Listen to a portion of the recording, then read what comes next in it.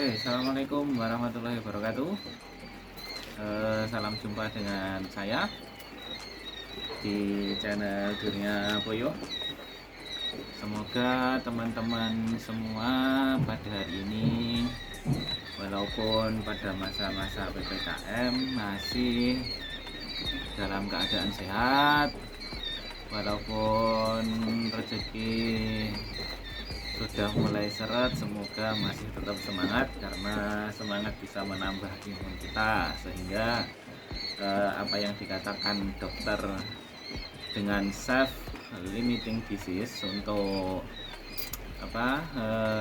menghempaskan virus-virus itu tercapai pada kesehatan kita. Untuk pertemuan kali ini saya ditemani anak-anak saya yang ada di belakang itu, akan mengupas tentang sebenarnya kapan sih seharusnya waktu yang tepat untuk kita memulai beternak puyuh itu. Nah, oke. Karena banyak yang tanya ya, karena kan kalau puyuh itu beda dengan komoditi yang sifatnya pokok, termasuk kalau diunggas ya telur merah atau telur negeri, itu kan dibutuhkan hampir sepanjang waktu. Nah, kalau puyuh kan biasanya hanya untuk kuliner terbatas, produk turunannya pun nggak banyak. Nah, karena itu kita akan bahas coba kapan sih sebenarnya waktu yang tepat untuk memulai beternak puyuh. Pertama sekali, untuk mereka yang baru mulai itu belum pernah nyoba sama sekali, tapi masih penasaran ingin nyoba atau ingin terjun, sudah riset-riset kecil-kecilan, entah itu dari buku, entah itu dari teman, entah itu dari relasi dan sebagainya. Nah, itu sebenarnya tidak ada waktu khusus untuk mereka yang baru pertama sekali terjun, itu nggak ada waktu khusus kapan harus mulai. Yang jelas prasyaratnya itu, kalau di dalam sholat itu syaratnya itu apa? Kalau sudah masuk ke sholat kan takbir Allahu Akbar, nah itu masuknya kan rukun. Nah, yang diwajibkan sebelum sholat itu apa?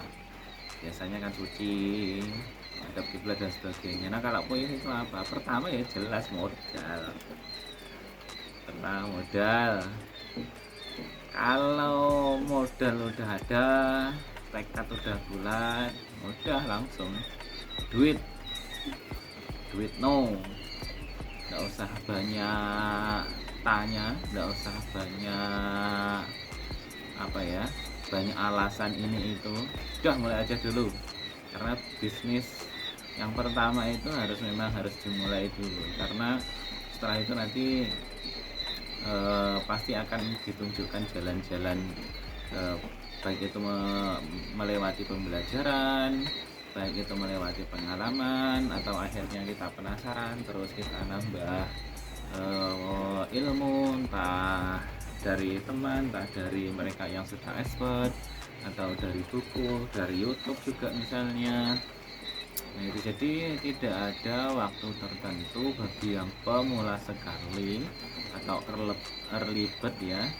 Untuk yang pemula sekali, belum pernah terjun ke dunia puyuh, itu tidak ada waktu tertentu untuk mulai aja, udah itu aja. Yang perlu diketahui ya, paling enggak harus tahu lah supplier nanti yang akan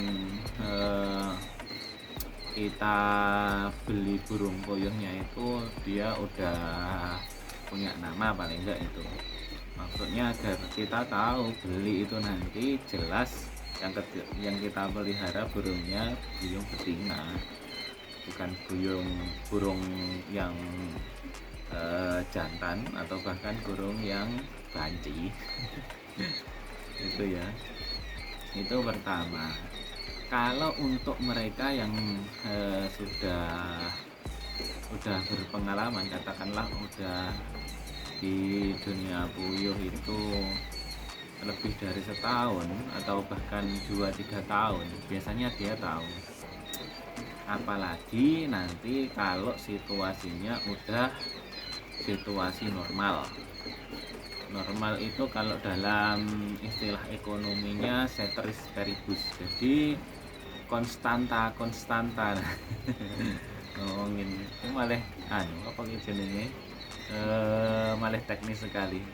Jadi teknis sekali. Nah, ceteris paribus itu adalah keadaan yang menunjuk bagaimana keadaan itu normal seperti biasa aja, tanpa ada variabel imbuhan kayak seperti sekarang itu. Ini namanya enggak lagi ceteris paribus, tapi udah keadaan gahar atau apa biasanya itu menyebutnya, saya lupa.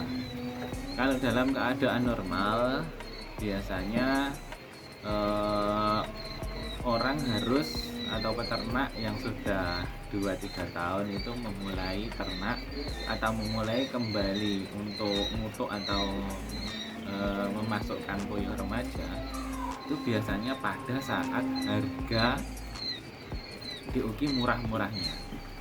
Nah, sebaliknya kalau orang yang biasanya ngambil keuntungan saja atau dia mainnya itu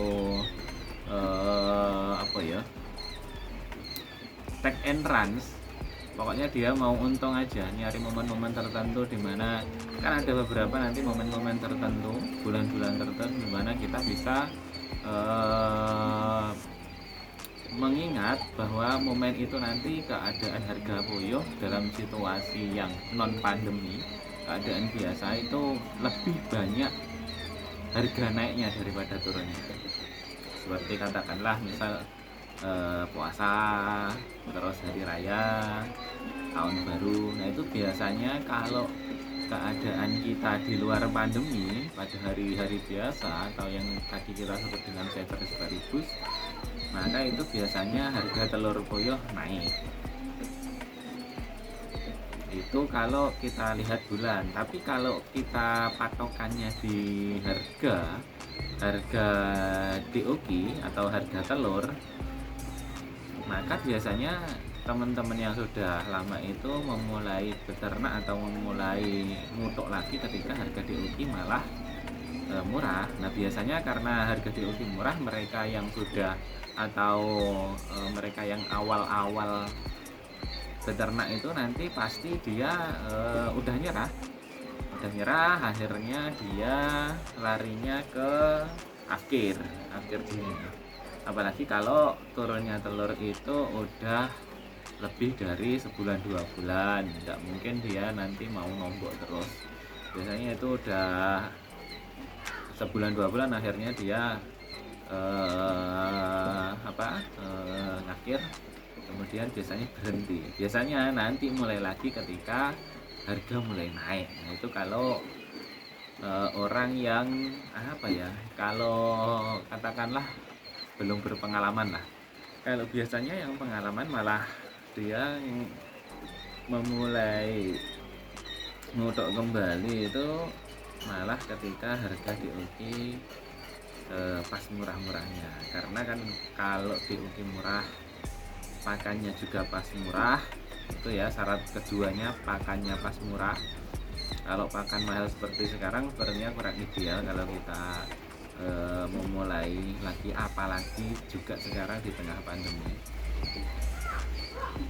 Tapi sebenarnya kalau harga mahal, pakan mahal, tapi di luar pandemi, itu kemungkinan masih bisa sih disiasati,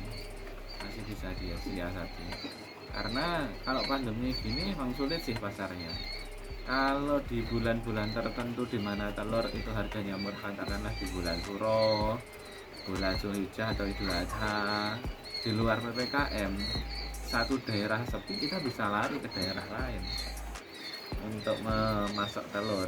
Tapi kalau seperti ini kan kita sulit sekali, kita nggak bisa kemana-mana soalnya. Kita mau lari ke Jawa Timur mentok, Jawa Tengah mentok, Jawa Barat mentok, luar Jawa mentok. Karena itu biasanya memang kalau mereka yang sudah berpengalaman itu mulainya dari harga DOG yang murah.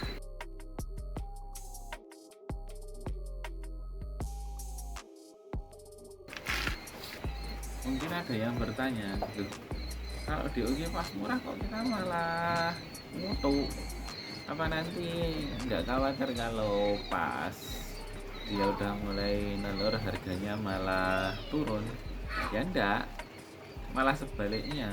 Biasanya kalau kita mulai ketika harga naik, itu nanti ketika telur udah mulai atau puyuhnya udah mulai nelur, itu harganya malah cenderung turun. Karena apa? Karena harga telur puyuh sekarang itu berbeda sekali dengan harga telur puyuh sekitaran 3-5 tahun yang lalu. Harga telur puyuh sekarang itu pergantiannya paling lama itu 1 minggu, itu udah bertahan segitu udah bagus. Kalau dulu yang namanya harga telur itu bisa sampai sebulan 2 bulan mahalnya, karena aksesnya masih sedikit, media sosial belum sekencang sekarang. Nah kalau sekarang kan media sosial udah kenceng banget, ada yang beli telur bahkan minta harganya harga ternak, padahal itu dari Jakarta, dari luar Jawa. Orang sekarang kan udah tahu informasi ternak itu berapa harganya, nanti dia ngitung, tinggal ini dari ternak sekian, terus ongkosnya sekian, terus dia harus ngongkosin yang ngikat, ngangkut dan sebagainya sekian, udah dipres gitu. Makanya itu kalau sekarang lebih sulit kalau masarin telur, nggak seperti 3-5 tahun yang lalu. Nah karena itu untuk mereka yang sudah berpengalaman, mereka biasanya mulai mutok kembali itu malah di harga DOG murah. Apalagi tadi seperti yang udah kita bahas, apalagi kalau musimnya di luar pandemi. Karena kalau di luar pandemi emang gimana, nggak bisa dibahas kalau belum pengalaman kita sampai 2-3 tahun. Nanti kalau udah 2-3 tahun mungkin kita tahu ya, kalau ceruk-ceruk pasarnya itu kalau seperti pandemi seperti sekarang itu bagusnya lewat media seperti apa pemasarannya. Nah itu mungkin nanti akan terbentuk.